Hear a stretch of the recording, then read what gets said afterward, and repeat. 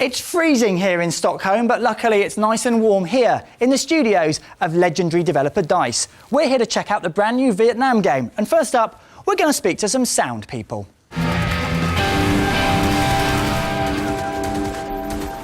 So guys, when you found out you were doing the audio for Battlefield Bad Company 2 Vietnam, how did you feel? I don't know, I felt pretty excited. Started thinking about all those old Vietnam movies, you know, Apocalypse Now and all that kind of thing. Could you just play us, we've got the M79, which is the grenade launcher, and it's called the Thumper, so just play that for us, Olof. Yeah. How was that made? Magnus, the senior sound designer on the project, he did it by tapping his keyboard stand, which had that sort of hollow sound, and that was sort of mixed in with other sounds. Sometimes, you know, it's more creative than authentic, but still it sounds like what you might expect it to sound like. So we've also got the flamethrower in the game, which is an iconic weapon. Yeah, we can play it back. So that was made from a mixture of sounds, wasn't it? Yeah, it was fire extinguisher. And also a hot air balloon and a jet. How did you go about recording the sounds of guns for the game?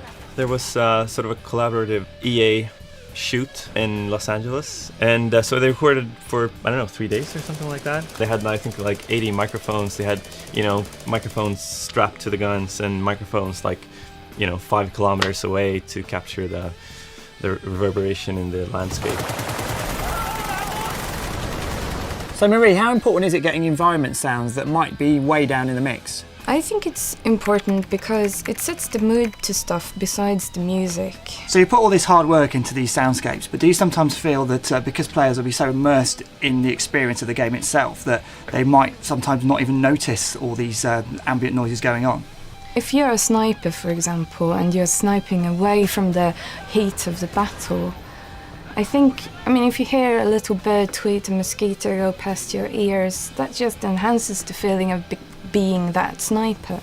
And is doing the sound for a game pretty much like making a movie? It has the same bits that a movie production has, but I'd say it is for a longer period of time. And when you do sound design for a game, you have to work much more with the quality of the sound, so it doesn't feel repetitive, but it still feels unique and fresh.